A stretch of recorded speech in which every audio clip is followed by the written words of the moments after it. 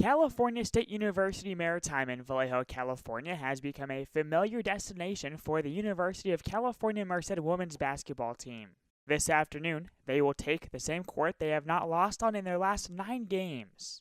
At 4 p.m., Christina Castro and the rest of the squad looks to extend that streak to 10 when they take on Embry-Riddle Aeronautical University in the semifinal game of the California Pacific Conference Championships.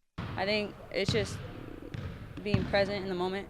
We played the team twice already. It's a good team, and we just want to be focused and locked in for the whole 40 minutes of the game. We're capable of whatever we set our minds to as long as we come ready to play for 40 minutes. That's what it comes down to, and who wants it more. The Bobcats enter the tournament as the only active member of the California Pacific Conference to win the conference championship and get an automatic bid to the NAIA National Tournament.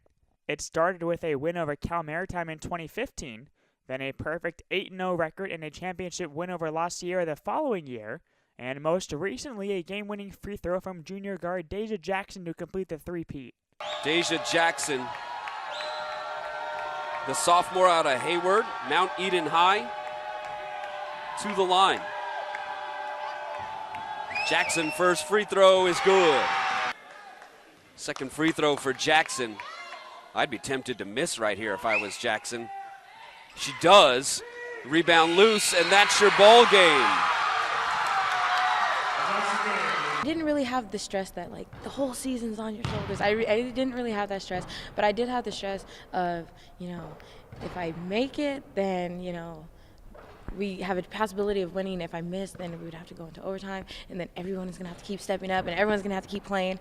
So I was like, if I can knock it out and just get it out of the park, then just do that. It only takes one, is what Jackson went on to say after the game, and although the free throw was her lone point of the game, it was enough to advance her team to the national stage, where they nearly knocked off the country's #1 team in double overtime. Definitely playing in that game and hearing when you score, like other people score and hear people cheer for you, that was ridiculously amazing. I don't think any of us expected that, being the bottom seed in the tournament and going in and competing with the #1 team in the nation.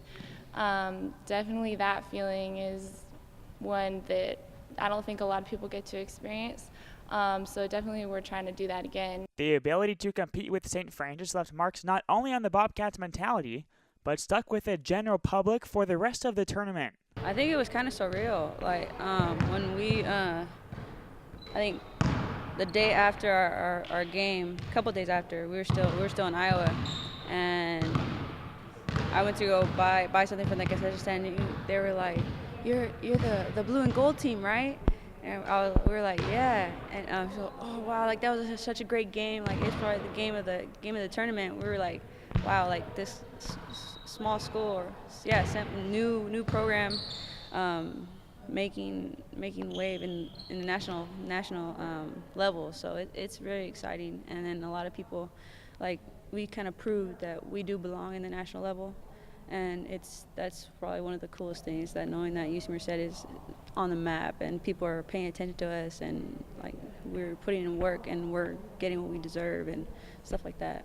In order to feel that moment again, the Bobcats will have to win 2 more games to cut down the net for the 4th straight year. And it all starts with Embry-Riddle at 4 p.m. this afternoon in the PE Center in Vallejo, California. Just coming out ready to play our game. When we all play together, no one can beat us, so that's all we got to do.